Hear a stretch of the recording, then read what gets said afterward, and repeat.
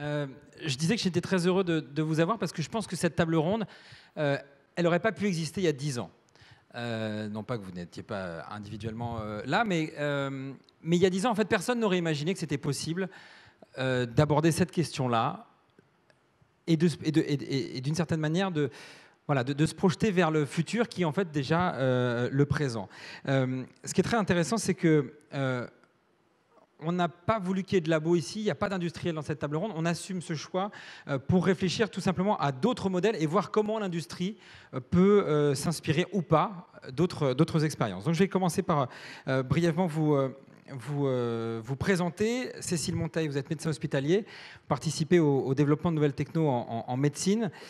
Samantha Parker, vous avez fondé une biotech dans les maladies rares et vous représentez ces nouveaux industriels qui sont parfois associés aux laboratoires pharmaceutiques. Cédric Arcos, vous êtes à la région Île-de-France, directeur général adjoint, et vous orientez les choix de santé pour l'institution de la région Île-de-France. Et puis Bo Chen, spécialiste de l'analyse des data, qui digitalise les activités de grands groupes pharmaceutiques. Donc en fait, d'une certaine manière, vous êtes tous, à un moment ou à un autre, dans le nouvel écosystème, et c'est de ça dont on va se parler. Je voudrais commencer par un premier tour de table, assez rapide, sur, à votre sens, quel est votre rôle dans ce nouvel écosystème. Peut-être, Cécile, vous pouvez commencer. Oui, bonjour, merci de m'accueillir. Quel est mon rôle dans ce nouvel écosystème? En tout cas, ce que j'essaye de faire, c'est d'éveiller les professionnels de santé aux nouvelles technologies, parce qu'aujourd'hui, ils n'y sont pas du tout formés, ils n'ont pas du tout accès à l'information. Donc, c'est la première pierre pour pouvoir construire des choses ensemble. Et puis, la deuxième chose, peut-être, c'est de les faire un petit peu rencontrer l'écosystème de la tech, afin que le monde de la médecine et de la technologie se parlent et puissent construire des solutions ensemble qui soient vraiment fonctionnelles. Merci. Bo Chen. Alors, nous, on est une entreprise de la Silicon Valley, mais on construit des logiciels. Voilà. On construit des logiciels pour intégrer, pour nettoyer, pour analyser la donnée. On ne s'intéresse pas aux data en soi, pour raisonner avec ce qu'a dit Rand. Et ce qu'on aperçoit au travers de beaucoup d'industries, on travaille dans l'industrie aéronautique, automobile et pharma, c'est que beaucoup de ces acteurs, ces différents acteurs de l'écosystème, et même au sein de ces mêmes acteurs, les différents départements d'une entreprise ou d'une organisation, ne se parlent pas en termes de données. Donc ces silos de données, on va les connecter ensemble, et c'est ce que Palantir fait, sans changer l'infrastructure informatique de ces organisations. Samantha, je vous laisse la parole. Donc, merci pour l'invitation. Je suis ravie d'être là aujourd'hui. Donc, moi, je n'ai pas fondé l'Isogène, mais je trouve qu'aujourd'hui, on est autour des sujets de collaboration, de partage, qui est très important. Je trouve que l'Isogène, c'est vraiment un bon exemple. C'était fondé par une maman, c'était fondé par la passion d'une mère qui a un enfant malade, qui a pu monter des fonds donc, en France, avec l'argent français. Et travailler avec des chercheurs, des cliniciens. Donc c'est un vrai exemple de collaboration et dans un domaine extrêmement innovatif parce que c'est la thérapie génique. Donc j'étais très contente de voir tout à l'heure avec le sondage Ipsos qu'on voit que les thérapies géniques, c'est l'avenir. Et aujourd'hui, on a des thérapies géniques qui arrivent sur le marché, sur l'Europe, mais également aux US. Et on voit aujourd'hui des résultats dans les études cliniques. Moi, je suis dans les maladies neurodégénératives, mais déjà aussi dans les neurodégénératives ou dans les neuromusculaires, les maladies, on commence à voir des résultats avec ces thérapies qui sont extrêmement encourageants. Donc, moi, je suis effectivement dans les maladies rares, voir qu'est-ce que c'est à l'avenir d'être moins dans les rares et plus dans le commun également pour les thérapies géniques. Merci. Cédric, quelle est votre place, votre rôle? Vous êtes un peu du côté institutionnel d'une certaine manière. Bonjour tout d'abord.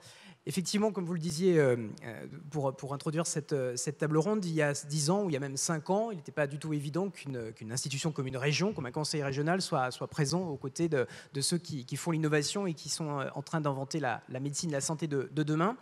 Et je crois que c'est révélateur du temps qu'il a fallu pour que la santé apparaisse enfin dans l'agenda politique, comme un sujet de création de valeur, de création de richesse, un sujet d'intérêt majeur. Et c'est le choix qu'on a fait au sein de la région Île-de-France de considérer la santé comme une de nos filières industrielles prioritaires. Donc on assume ce choix à côté de l'aéronautique, à côté également des biotechnologies. Donc on fait de la santé un sujet d'intérêt majeur, un sujet dans lequel... Ça n'est pas une compétence de la région à la base. Ce n'est pas une compétence au sens d'organisation de l'offre de soins. Ça, ce n'est pas notre ambition. En revanche, notre ambition, c'est de faire de ce territoire et de faire derrière l'Île-de-France, de faire de la France, l'un des leaders mondiaux en matière de santé. Tout est là aujourd'hui, tout est sur le territoire. Il manque de la coordination, il manque des investissements et il manque surtout une cohérence dans les différentes politiques. C'est ce qu'on essaye de faire au sein du Conseil régional. J'ai l'impression qu'on va beaucoup tourner autour des thèmes de collaboration, de cohérence, de communication.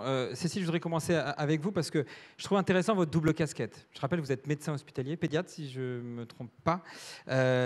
Et quand on a préparé cette table ronde, vous m'avez dit que votre objectif, c'était d'améliorer la médecine par les nouvelles techno. Concrètement, ça veut dire quoi ? Concrètement, ça veut dire qu'aujourd'hui, on a plein de techniques technologiques qui arrivent, qui peuvent aider les soignants, qui peuvent aider les patients, qui peuvent aider le système de santé en tant que système administratif, et que notre écosystème médical est un écosystème qui a du mal à bouger. Et donc, il y a beaucoup de façons de faire avancer la médecine, mais la technologie en est une parmi d'autres. Et moi, c'est celle qui m'a intéressée. Et c'est pour ça que j'ai décidé de me lancer dans ce domaine. La question qui se pose derrière ça, c'est il faut faire communiquer des mondes qui, initialement, ne sont pas forcément... Oui. ne sont pas liés initialement. Alors, ce qui se passe aujourd'hui, c'est qu'en fait, d'un côté, vous avez les entrepreneurs et la technologie. Et souvent, ces entrepreneurs, ce sont des gens qui sont jeunes, qui sont en bonne santé, qui veulent bien faire et donc qui ont des idées dans le domaine de la santé et qui se lancent et qui font des produits, mais sans être en relation avec le monde de la santé. Et donc, au final, ces produits ne sont pas toujours très adaptés à la clinique et finalement, les soignants et les patients ne vont pas s'en servir. De l'autre côté, vous avez un écosystème médical avec des médecins qui, eux, sont en contact, alors je dis des médecins, c'est les soignants, sont au contact des patients au quotidien et qui, eux, vont avoir plein d'idées pour améliorer en fait la façon dont ils soignent, mais quand on est médecin, on n'est pas du tout formé à faire autre chose que de la médecine finalement, et donc toutes ces idées, eh bien finalement, elles ne sont jamais développées. Et moi, en fait, en arrivant un peu dans le milieu des startups en santé, je me suis dit, mais c'est pas possible. Je veux dire, il y a tout ce qu'il faut et pourtant les deux mondes ne se parlent pas. Et donc au final, on a des outils qui ne servent pas dans la clinique, mais pourtant les médecins les soignants sont là et veulent participer à cette révolution. Donc c'est vraiment cette espèce d'effort de communiquer, de se connaître pour pouvoir développer ensemble des produits qui auront une véritable efficacité clinique. Et alors pour que tout le monde comprenne bien, c'est quoi ? C'est à travers des plateformes, c'est à travers des... qu'est-ce que vous mettez en place concrètement pour que les gens se parlent, se comprennent ? Alors moi, ce que j'ai mis en place, c'est une communauté en ligne que j'ai décidé de faire sur Facebook qui s'appelle Hippocrate, mais avec un E. Pourquoi Facebook ? Parce qu'en fait, je me suis dit, si je crée un site web où il faut se créer un login, un mot de passe, en fait, personne ne va y aller. Alors que tout le monde n'est pas sur Facebook, mais beaucoup de personnes sont sur Facebook. Et donc, c'est comme ça que j'ai commencé, en fait, en partageant la veille que je faisais sur les nouveautés en e-santé en France et à l'étranger. Et ça a bien pris. Et finalement, des étudiants en médecine, des internes, des médecins ont entendu parler de projets de start-up et puis ça les intéressait. Ils se sont dit, tiens, je vais les contacter, je vais voir si je peux aider. Et puis au final, les soignants, alors il y en a qui décident de complètement changer de carrière et d'aller dans le domaine de l'industrie ou de la start-up, mais il y a aussi des soignants qui décident de travailler à mi-temps, qui décident de faire du consulting sur leur temps libre. Pareil, bien sûr, du côté des patients. Et c'est ça qui est important, en fait, c'est que dans l'écosystème technologique, il y a toujours un avis en fait, du terrain qui provient des soignants et des patients pour vérifier que le produit en fait, se développe avec une réelle utilité. Samantha, quel regard vous portez sur cette relation qu'il y a entre les problématiques des patients et les industriels ? Vous êtes sur un segment particulier, puisque c'est les maladies rares, mais quel regard vous portez là-dessus ? Le regard, c'est qu'aujourd'hui, on avance avec les sciences, mais on avance également en écoutant le patient. Et écoutant le patient, ce n'est pas uniquement dans les données. On a parlé beaucoup des données aujourd'hui, ce qu'on peut utiliser, comment on peut utiliser ça, mais c'est d'intégrer les patients tout au début de la recherche. Donc, quel produit on va faire, qu'est-ce qui est important pour le patient, comment est-ce qu'on peut savoir, comment on peut changer que le produit, donc c'est vraiment, je rejoins complètement votre pensée, votre réflexion. J'aime penser que dans les maladies rares, c'est peut-être des cas très particuliers parce que c'est rare, toutes les données sont rares, les patients sont rares. Il faut absolument qu'on collabore. Et donc, c'est comment est-ce qu'on fait ça? Mais c'est toute la longueur. Donc, c'est-à-dire mettre en place des conseils de patients vraiment très précoces avant qu'on arrive en clinique pour le regard de notre étude clinique et le protocole. Le protocole, il va voir le contenu du protocole. Comment est-ce qu'on les... Enfin, alors ça passe par quoi concrètement? Par des réunions, ça passe par... Enfin, comment est-ce qu'on intègre le point de vue des patients dans les protocoles très tôt? Par des réunions, il y a plusieurs. Donc, dans le protocole, dans le design protocole, effectivement, on fait des conseils des patients. Donc, au niveau global, on les écoute. Il y a également, c'est pas dans le design clinique, mais je pense aussi aux choses comme les réseaux sociaux, sur tout ce qui est la partie pharmacovigilance, par exemple, aujourd'hui pour les industriels. Donc, ils sont véritablement intégrés. Je pense qu'également, on va parler des données et la capture des données. Aujourd'hui, on est plus en plus vers ce qu'on appelle en anglais, quelqu'un peut me traduire peut-être, des patient-reported outcomes. Donc, c'est-à-dire que c'est les patients qui rapportent ce qui est le résultat d'un médicament. Donc, aujourd'hui, on a la capacité de voir des technologies qui changent, on a tous les secondes quasiment des données des patients sur les résultats de nos études cliniques. Donc on peut faire ça, je donne un exemple concret, dans une maladie, on travaille dans une maladie de lysosomale où il y a l'enfant tombe, il y a des problèmes d'activité, de l'ambulation, etc. Donc on utilise des wearables où ils capturent effectivement toutes ces données. Et ces données, ensuite, il faut évidemment les traiter. Je vais me tourner vers vous, Boutchen. Vous avez mis en place une plateforme pour relier les acteurs, avec quand même un problème, et on en parlait déjà tout à l'heure avec la question du Health Hub. Il faut qu'ils arrivent à se parler, il faut qu'ils utilisent le même langage, tout simplement. Enfin, tout simplement, entre guillemets. Alors c'est vrai qu'on parle beaucoup d'écosystème, et on a souvent une version idéalisée de ce que doit être un écosystème in fine. Mais comment y arriver? Et c'est ça sur quoi on travaille nous. C'est-à-dire qu'on a le réel aujourd'hui, des acteurs qui voilà, vivent dans des silos, d'accord, qui n'utilisent pas forcément le même langage. Vous disiez quelque chose, Cécile, que tout semble être là, mais que l'écosystème ne prend pas. Et c'est ce sur quoi on travaille. Par exemple, pour les maladies rares, les études cliniques sont sur voilà, quelques milliers de patients dans des environnements contrôlés. Les données de vie réelle aujourd'hui permettent d'avoir les informations sur des millions et des millions de patients, des centaines de millions de patients, et permettent de nourrir l'approche clinique en complémentarité. Mais ces acteurs sont différents. C'est-à-dire que concrètement, cette donnée-là, qui est finalement un langage universel de 0 et de 1, mais pas compréhensible par l'homme, vit sur des ordinateurs, des serveurs qui sont voilà, indépendants l'un de l'autre. Et ce qu'il faut, c'est une plateforme qui crée, si vous voulez, déjà un espace commun pour mettre cette donnée. Donc c'est ce qu'on appelle data lake, tout ça. Tout le monde peut le faire aujourd'hui. Le niveau suivant, c'est vraiment de créer ce langage commun et permettre la collaboration. Donner du sens. Donner du sens, c'est-à-dire permettre la collaboration, c'est assurer la sécurité. C'est-à-dire, si on veut faire collaborer des acteurs ensemble, il faut qu'ils puissent voilà, partager ce qu'ils veulent partager et pouvoir garder dans leur jardin ce qu'ils veulent garder secret pour leur propre entreprise ou organisation. C'est travailler sur l'exactitude des données, c'est-à-dire que la qualité des données est un grand sujet, surtout les données patients, c'est-à-dire qu'on a beaucoup de verbatim, des choses qui ne sont pas structurées, et il faut les structurer. Travailler sur la qualité, l'exactitude des données, et ensuite sur la répétabilité, c'est-à-dire qu'une analyse, tout scientifique de bon niveau peut créer une analyse très robuste sur tel ou tel sujet, mais comment pouvoir la répéter, si c'est quelque chose de récurrent, répéter 10 fois, 100 fois, 1000 fois. Donc on permet cette répétabilité. Je peux ajouter quelque chose parce que effectivement on a parlé tout à l'heure, mais j'étais pas étonnée, mais c'est dommage qu'on entend tout à l'heure, ce matin, en cancer, en pédiatrie, qu'il y a 4 études cliniques et on ne peut pas comparer les résultats. Et donc ça, c'est un domaine. Quand on parle de rare, nous, on entre dans une étude de phase 2-3 avec 20 patients dans le monde. D'accord? Donc les données sont extrêmement précieuses.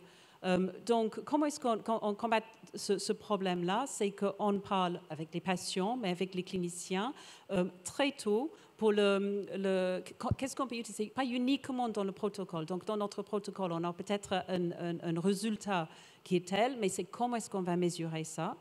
Quelles sont les mesures de qualité? Comment est-ce qu'on va former les personnes pour mesurer ça? Et si on est d'accord sur cette design ici, après, on peut comparer les données. On peut comparer les données avec des résultats cliniques, mais encore très important dans les maladies rares, c'est que souvent, on utilise des groupes de contrôle, c'est l'histoire naturelle.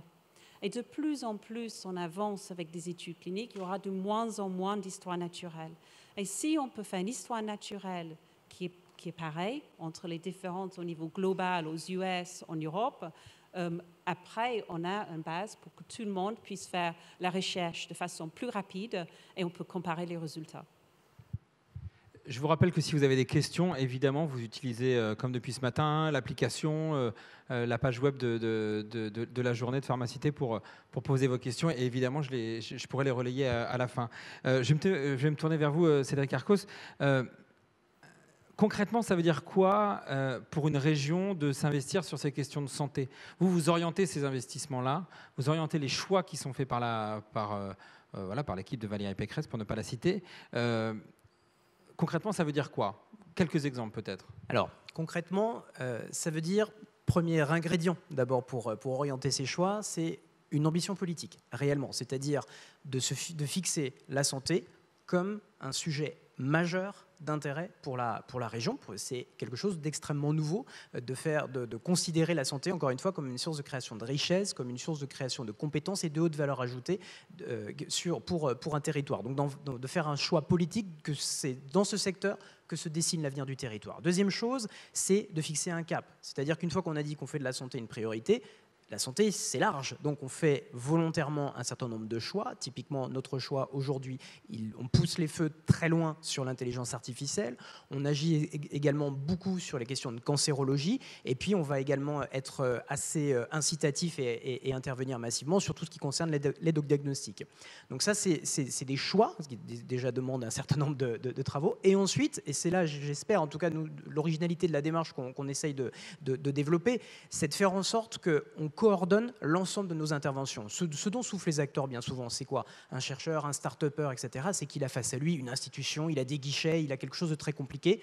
On essaye, nous, de rationaliser, de simplifier et surtout d'aligner nos interventions et nos différentes politiques. Je prends très concrètement un exemple. On a aujourd'hui, nous, beaucoup d'ambition sur le plateau de Saclay. Depuis quelques années. On va réussir à surmonter les nombreux obstacles qu'on a sur ce projet, notamment concernant les transports.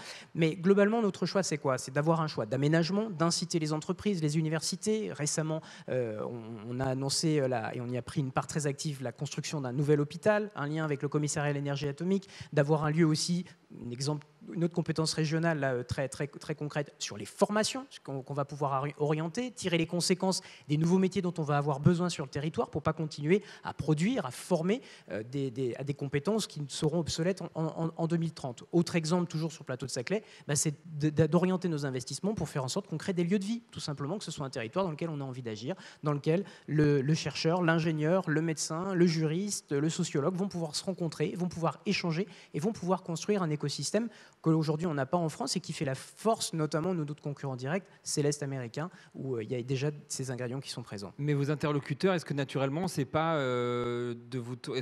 naturellement d'aller vers les grands laboratoires? Vous parliez des startups, les plus petits acteurs, certains sont là.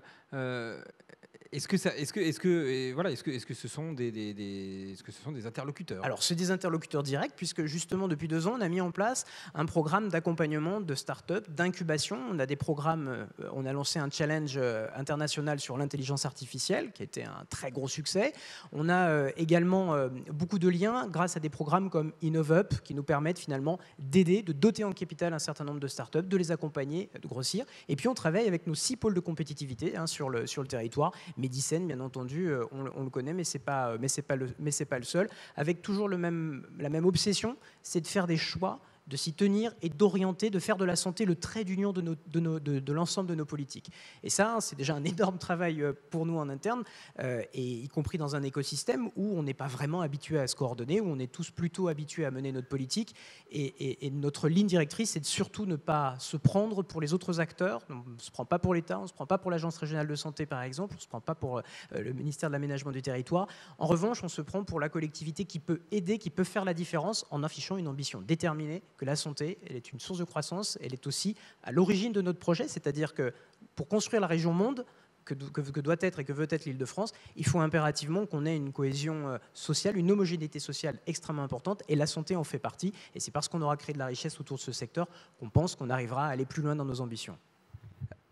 Il y a cette question de nouvel écosystème. Alors, vous essayez d'en mettre un en place au niveau, en tout cas, de permettre les conditions d'éclosion d'un nouvel écosystème au niveau de la région Île-de-France. Mais vous avez l'impression de faire partie de quelque chose de nouveau dans les échanges que vous avez, par exemple, avec les grands laboratoires. Est-ce qu'ils vous voient comme un partenaire naturel, quand vous arrivez avec vos solutions, est-ce qu'ils se disent tiens, c'est pas mal, on devrait regarder quand même, alors sans se rendre compte que c'est déjà massif, hein.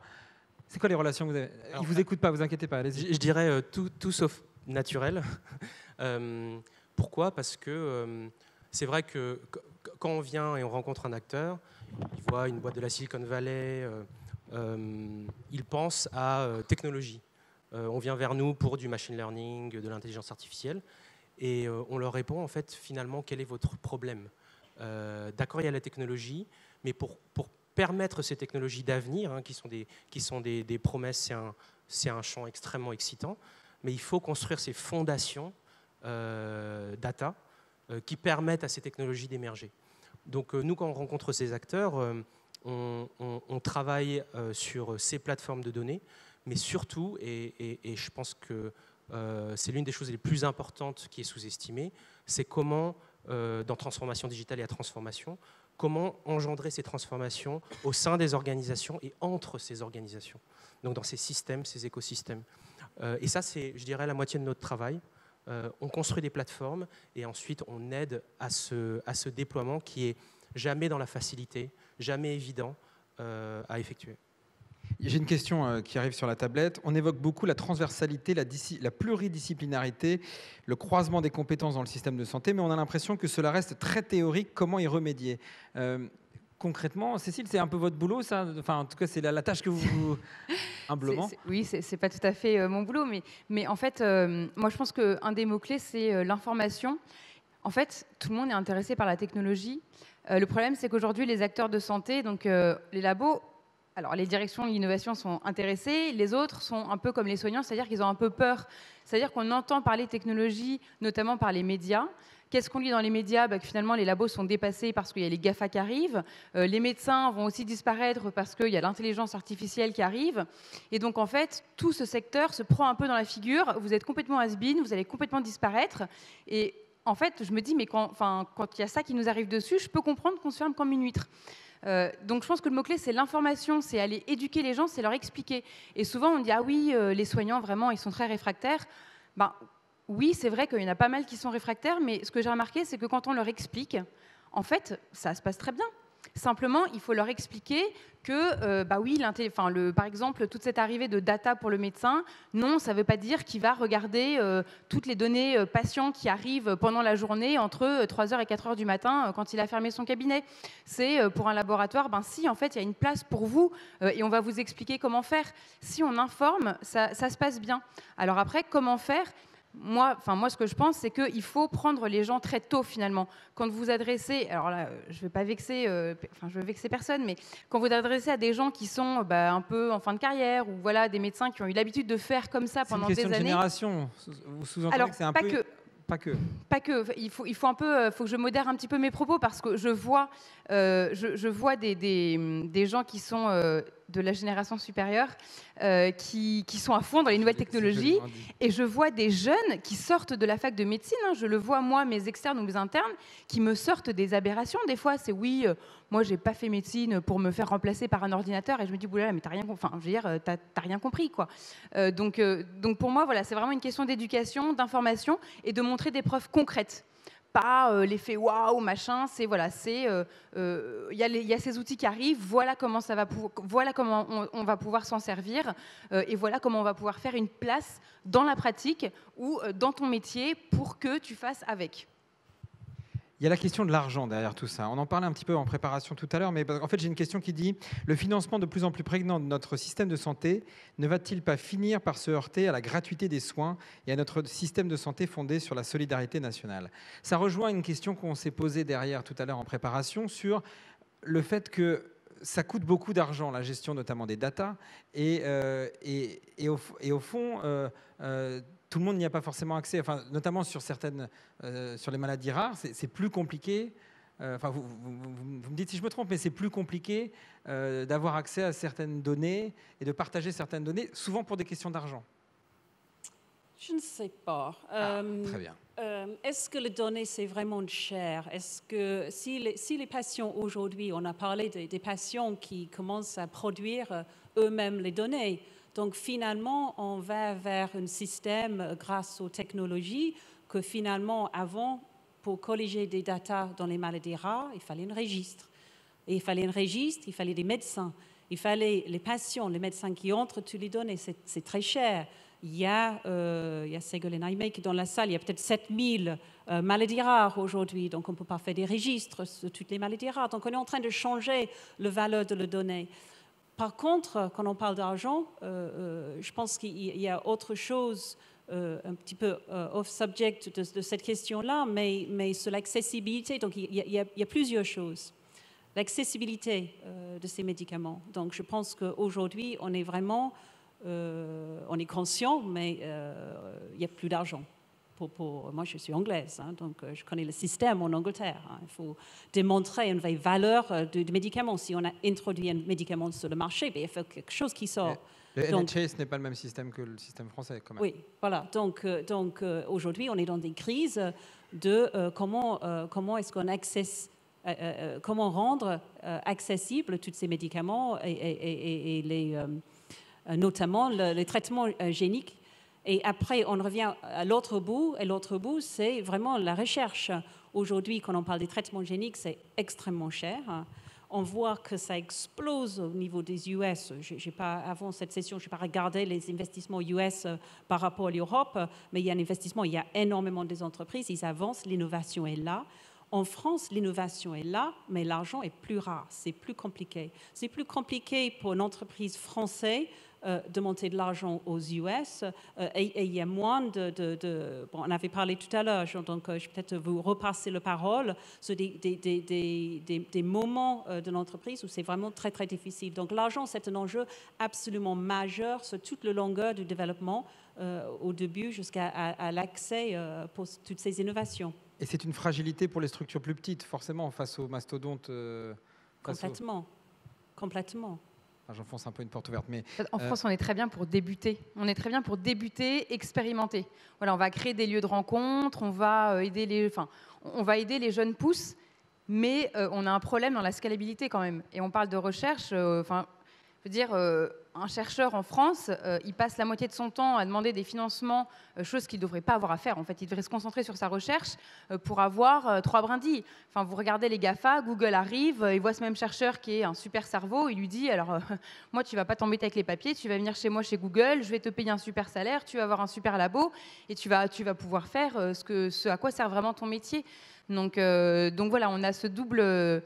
on a vraiment un problème d'argent en France où, pour commencer, c'est bien. Pour lever le premier, quand on est une start-up et qu'on veut lever une première série de fonds, ça se passe pas trop mal. Par contre, dès qu'on dépasse plusieurs millions parce qu'on veut grossir, c'est la cata, quoi. C'est la cata. C'est vrai que peut-être une réaction sur, au fond, la question de base qui était sur savoir si notre système de santé ne va pas se heurter à la gratuité des soins. Vous avez une parole quasi politique là, vous voyez ça comment ? Je crois que l'enjeu majeur de notre système de santé, il y en a beaucoup, mais il y en a un qui transparaît un peu dans les interventions, c'est de le projeter vers l'avenir. On a un système de santé aujourd'hui en France qui est quand même très basé sur le passé, avec un mode d'organisation, de cloisonnement, de séparation. Et finalement, on voit bien, on est quasiment à bout de souffle, avec une très grande difficulté à consacrer des dépenses pour l'avenir, pour les molécules innovantes, pour tout ce sur quoi vous travaillez en ce moment. Donc, on a vraiment un enjeu aujourd'hui. Je crois que le gouvernement en a pris conscience. Il y a eu le Conseil stratégique des industries qui a eu lieu, qui a plutôt abouti en tout cas à des engagements qui sont tout à fait intéressants, des collectivités locales qui aujourd'hui sont vraiment en train de se mobiliser, mais je crois très vite qu'il va falloir aller beaucoup plus loin et engager une révolution assez systémique. Il va falloir décloisonner massivement notre système de santé. Alors nous, c'est vrai qu'au sein de la région, on porte une parole très originale, mais qui est de dire il faut aller beaucoup plus loin dans la décentralisation du système de santé. Ce n'est pas qu'une question technique, c'est d'abord une question de responsabilité. Il faut qu'on soit très près du terrain, parce qu'on voit bien que la logique d'écosystème, elle ne se gère pas à 700 ou 800 km. Les prises de décision, c'est réactif, c'est rapide, et c'est d'avoir cette capacité de détection et aussi d'ensemblier. Donc si on continue avec un système qui est complètement congestionné, qui est figé et qui est très centralisé, je crois vraiment qu'on va vers une impasse. On va continuer à prendre chacune des difficultés qu'on rencontre comme autant de crises. Rappelons-nous un certain nombre d'épisodes où une épidémie de grippe met quasiment par terre les comptes de la santé, où on a un certain nombre de nouvelles molécules qui effraient tout le monde dans les ministères. Je crois vraiment qu'on a un projet politique à réinventer pour le système de santé, qu'en tout cas la situation actuelle ne nous permettra pas de projeter notre système dans l'avenir. Bon, vous êtes confronté à ces complexités réglementaires, administratives sur le sol français ? Alors, on a, bien sûr, il y a le poids croissant de la réglementation pour l'industrie pharmaceutique. Et ça, on a les outils pour permettre de justement faire en sorte que voilà, on ait un peu l'huile dans le moteur pour trouver des économies à tous les niveaux de la chaîne de valeur pour permettre de faire face à cette pression. Mais ensuite, cette question, elle est, je dirais qu'on fait face à beaucoup de barrières. Déjà en données, il y a le RGPD qu'on a évoqué tout à l'heure, et c'est justement cet ensemble d'outils qui permet de sécuriser. Juste un mot, parce que c'est la loi sur la vie privée, pour essayer de protéger la vie privée sur Internet. Sur la donnée. Et ce qui est important, c'est d'avoir les outils qui permettent aux organisations, aux entreprises d'observer ces lois dans l'avenir. Mais c'est des freins, concrètement, vous avez le sentiment que... Oui, c'est des freins. Tout investissement de tout acteur dans la réglementation, c'est une perte sèche, d'accord. Mais ce qu'il faut voir, c'est que ces freins-là sont nécessaires. On regarde dans l'automobile toutes les avancées en sécurité de ces dernières décennies, on le voit très bien. Et en pharmacie, c'est exactement la même chose. Donc ces freins sont nécessaires, mais comment s'armer et de manière systémique pour faire face à ça. Moi, ce qui m'effraie un peu, et je n'ai pas la solution, mais qu'en fait, on parle en permanence de devoir faire des économies en santé. Alors déjà, il y a un parallèle qu'on fait souvent et que moi, avec lequel je ne suis pas du tout d'accord, c'est les nouvelles technologies, ça doit faire des économies. Mais en fait, je ne vois pas le rapport. C'est-à-dire que certaines technologies vont faire des économies, certaines technologies vont faire dépenser de l'argent. Certaines vont faire dépenser de l'argent pour faire des économies ensuite, d'autres pas. Pour moi, il n'y a pas de rapport. Mais ce qui est plus grave, et encore une fois, je n'ai pas la solution, c'est qu'on parle de santé. Si en fait, sur cette planète, on doit faire des économies sur la santé, au profit de quoi ? Qu'est-ce qui est plus important ? Et moi, c'est un peu la chose qui m'effraie, c'est de se dire, mais en fait, c'est la chose la plus précieuse qu'on a, et on est en train d'essayer de racler tout ce qu'on peut. Et moi, je vois, alors j'ai la moitié de ma carrière qui se passe dans le domaine des nouvelles technologies et l'autre à l'hôpital, mais pas du tout connecté. Enfin, vraiment, j'ai une pratique des classiques de classiques. Et on nous rogne sur tous les budgets. Enfin, je veux dire, on n'arrive pas. Je me dis, mais comment est-ce que finalement on va intégrer les nouvelles technologies à l'AP-HP, par exemple, alors que, on en est presque à ne plus vouloir nous payer nos heures sup, manque de moyens, manque d'effectifs, manque de personnel. Et voilà, moi, alors j'ai pas la solution, je suis désolée, mais moi, c'est un petit peu la chose qui m'effraie, et peut-être un peu au niveau politique aussi. Alors, je m'adresse pas à vous, mais... Non, je sais pas forcément la solution, mais en tout cas, une conviction, c'est que on pourra changer de regard et on pourra mettre fin à ce type de témoignage, à ce que vous vivez, quand on arrêtera de considérer que la santé est un sujet technique et technocratique. La santé, il faut arrêter de l'aborder aujourd'hui sur l'angle de la réglementation. On a l'impression finalement que plus le pouvoir central, le pouvoir étatique perd la main sur le système parce qu'il a du mal à comprendre ce qui est en train de se passer, cette révolution mondiale, sa réaction naturelle, c'est la réglementation, l'hyper-réglementation. Un peu comme la fin d'un empire, ou quand un empire s'effondre, en général, on collecte de l'impôt et on réglemente, on essaye de créer des nouvelles lois. C'est un peu ce qui se passe aujourd'hui. On a un nouveau monde qui est devant nous, réellement. Il faut, je crois, vraiment faire confiance aux acteurs, et surtout, considérer la santé comme un tout, pas seulement comme une source de dépenses, c'en est une, mais d'abord et avant tout comme une source de création de richesse. Si on arrive véritablement à construire une politique d'investissement digne de ce nom dans notre système de santé, pas seulement sur des bâtiments pour construire des cathédrales hospitalières, mais pour investir dans de l'IT, pour investir dans de la donnée, pour permettre des innovations, arrêter enfin la guerre publique-privée, considérer que l'industriel, dans le public comme dans le privé, ils ont des choses à faire ensemble et que c'est ça qu'il faut qu'on soutienne. Bref, considérer la santé comme une partie de la solution et non pas comme le problème. Je crois déjà que politiquement, on aura fait un pas en avant et on pourra derrière en faire découler beaucoup de choses, parce qu'il nous manque vraiment rien, en tout cas pas grand-chose pour transformer l'essai aujourd'hui. Oui, sur le volet technologique, pour répondre à votre question, c'est vrai qu'il y a des technologies qui permettent des économies, d'autres pas. Nous, notre thèse, c'est plutôt de permettre à l'humain de s'exprimer à 300%. C'est-à-dire qu'aujourd'hui, ce qu'on observe, nous, sur tous les maillons de la chaîne de valeur, chez tous les acteurs, c'est que tout le monde est sous l'eau dans le système de santé. Et souvent, les économies sont à faire sur des choses conceptuellement extrêmement simples. Je vous donne des cas concrets. Une personne qui doit faire des copier-coller entre 2 Excel avant d'envoyer un email. Enfin, c'est des choses, je pense que vous voyez tous les jours. J'ai 1000 exemples. Exactement. Et c'est d'abord sur ça qu'on veut travailler. C'est redonner du temps. À travers la technologie, c'est redonner du temps. Exactement. Redonner du temps utile. Mais d'autres vont dire, vous gagnez en productivité, ça va me coûter moins cher. C'est une question de point de vue. Dans ce cas-là, on n'est plus dans la gestion de l'humain, on est dans une logique plus comptable. C'est vrai, il y a ça derrière aussi. Qui peut s'entendre. Je ne dis pas que je la veux, hein, je dis ça comme ça. Ça vous fait réagir, ces débats sur... Bien sûr, mais moi je suis un industriel, donc c'est des débats qui sont différents que j'ai en interne, mais tout ce que ça me fait penser, il y avait la question tout à l'heure, la technologie, ça va très vite. La santé, ce n'est pas une commodité comme une autre, c'est un domaine, même dans l'industriel, on va plus lentement. Mais pour moi, les bases, c'est toutes les paroles d'aujourd'hui. Pour faire une collaboration qui a succès, il faut avoir la transparence, il faut être honnête, il faut croire dans la sécurité, donc transparence, la cybersécurité, tous ces éléments-là, parce que la collaboration, oui, on fait des économies, parce que combien de fois, moi j'ai vu des patients, donc des parents, qui conduit pendant des heures entières, de 8 heures de voiture, avec des gamins dans la voiture qui sont malades, avec des maladies très, très graves, pour entrer dans 3 différentes études cliniques sans traitement pour des histoires naturelles, parce qu'il n'y a pas de collaboration. Donc là, on change petit à petit. Moi, ça fait depuis 20 ans que je travaille dans les maladies rares, et franchement, on a fait des progrès.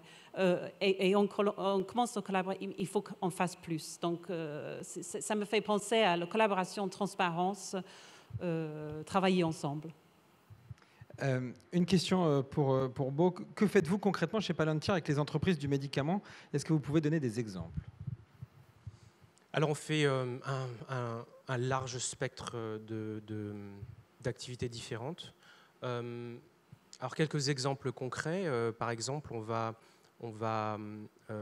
les données de vie réelle, c'est quelque chose qu'on étudie depuis à peu près 10 ans. Donc on programme un algorithme pour traiter ces études. Mais nous, on permet à des gens techniques et non techniques d'aborder ces études de millions, de centaines de millions de patients, ces bases de données-là. Et on permet de raccourcir la boucle, vous savez, de collaboration, par exemple, entre ces études de données de vie réelle et la réglementation qui doit les approuver. Donc avant, c'est un va-et-vient qui dure très longtemps.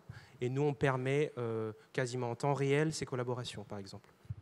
Deuxièmement, sur les données génétiques, par exemple, des grandes masses de données, on a différents outils qui permettent d'aborder ces études-là.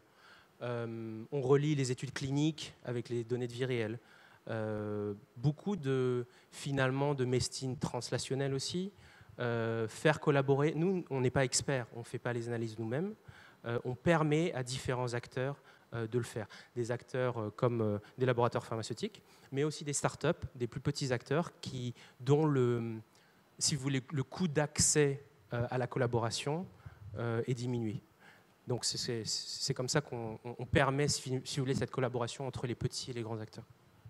Cécile, je voulais vous entendre sur un dernier point, il nous reste quelques minutes. J'ai l'impression que derrière ce nouvel écosystème, il y a aussi une envie de prendre les choses différemment. On a entendu votre coup de gueule tout à l'heure, en gros d'avoir aussi une approche un peu plus éthique. Est-ce que vous pensez que c'est quelque chose qui peut s'appliquer ou est-ce que ça reste juste des discours sympathique? Non, je pense que c'est quelque chose qui peut s'appliquer et c'est vrai que je pousse des coups de gueule, mais après, tous ces freins, c'est pas une raison pour s'arrêter. Justement, il faut continuer et vous avez raison, on fait des progrès et on soigne de mieux en mieux. Et en plus, en France, on est quand même, on a tendance de temps en temps à l'oublier, mais on est super bien placé sur cette planète en termes de santé. Après, oui, je pense qu'il faut. Ce qui est difficile, c'est qu'il faut changer la culture. Et on parle tout le temps de remettre l'humain en fait au cœur du système. Alors moi j'ai tendance à dire que le patient n'est pas au centre, en fait le patient il est dans la boucle, parce que pour moi un patient au centre, je sais pas pourquoi j'imagine toujours un cirque quoi, avec un patient au centre et tout le monde autour qui lance un peu. Non, le patient en fait il fait partie de la boucle, il participe avec ses données en vie réelle, il participe aux décisions, il doit être vraiment inclus dans le système. Pour moi on doit repenser un petit peu la roue. Les acteurs c'est pareil, on a un écosystème d'acteurs, de soignants autour du patient qui doit un petit peu évoluer avec justement toutes ces données qui arrivent. Peut-être qu'il y a des médecins maintenant qui vont se spécialiser dans le domaine du data. Le médecin généraliste aujourd'hui en 15 minutes payé 25 €, on lui demande de faire de la prévention, de la thérapeutique, du social, du psychologique. C'est pas possible. Peut-être qu'il faut avoir plusieurs acteurs, des nouvelles personnes qui vont s'occuper de la coordination du parcours de soins. Voilà, pour moi, c'est un petit peu repenser l'écosystème avec du bon sens, en fait. Mais voilà, pour faire ça, il faut un peu changer de culture. Il faut que les gens acceptent de sortir un peu de leur zone de confort. Et c'est pas toujours évident, mais c'est pas grave. On prend notre courage à deux mains et on y va. Bon, une dernière question pour tous sur la tablette. Qu'attendez-vous de la réforme du système de santé qui sera annoncée par le président la semaine prochaine? Est-ce que, à titre individuel, dans vos activités, vous avez des attentes particulières? Ou est-ce que ça vous paraît un peu lointain? Alors moi, ce qui m'intéresse, c'est plutôt après au niveau de l'éducation, mais il y a des choses, je pense très bien, qui vont arriver. Intégrer de la simulation en santé pour les étudiants en santé. Alors, je ne pense pas encore qu'ils vont annoncer qu'ils auront des cours de e-santé, mais qui sait? On peut toujours rêver. Beau. Nous, ça serait, vous savez, on essaye de favoriser, on est un facilitateur des collaborations. Et en parlant d'écosystème, ça serait plus de partenariats public-privé dans le domaine de la santé, facilité par le digital. Cédric. La principale attente, c'est surtout pas de loi. Surtout pas de nouvelles réglementations, surtout pas de nouveaux plans dans lesquels on va encore perdre du temps à appliquer des nouvelles réglementations, des nouveaux débats, des nouvelles façons d'avoir de la gouvernance. Je crois que la principale attente, ça serait de la confiance, un rapprochement très très net des centres de décision et surtout une mise en cohérence. Si déjà l'État arrivait à mettre en cohérence ses politiques, ses interventions, c'est-à-dire avoir une politique d'investissement ambitieuse, en même temps de soutenir les coopérations publiques-privées, en même temps de soutenir ce secteur prioritaire qui est la santé, d'avoir une réflexion effectivement sur les métiers d'avenir, et encore une fois, ça se passera au plus près du terrain, Donc certainement pas par un véhicule législatif. Je crois qu'on aurait fait un progrès, mais je crains que ce ne soit pas vraiment la voie qui sera privilégiée. Ce sera la surprise. Est-ce que vous avez des attentes particulières de la réforme de la santé? Bien sûr. Je pense qu'il y a encore aujourd'hui trop de maladies qui ne sont pas traitables. Donc, on a encore beaucoup de chemin à faire pour ça. Donc, mes attentes, c'est que tout ce qui peut être mis en place, qui mette France au centre de l'innovation dans ces domaines-là. Donc, je pense à beaucoup de choses pour l'industriel. Comment nous aussi, on peut profiter de choses comme la télémédecine est un exemple qu'on n'a pas discuté cet après-midi, mais ça peut améliorer, ça peut réduire énormément les coûts des études cliniques. Donc, il y a beaucoup de domaines, je pense, qui peuvent aider l'industriel grand et petit, hein, parce qu'ils sont tous importants, pour faire plus de recherche en France avec des moyens. Merci beaucoup. J'espère qu'on a réussi à esquisser un peu le nouvel écosystème. En fait, le débat est extrêmement vaste et il nous aurait peut-être fallu la journée entière. Mais merci beaucoup pour tous ces échanges. Merci. Merci à vous.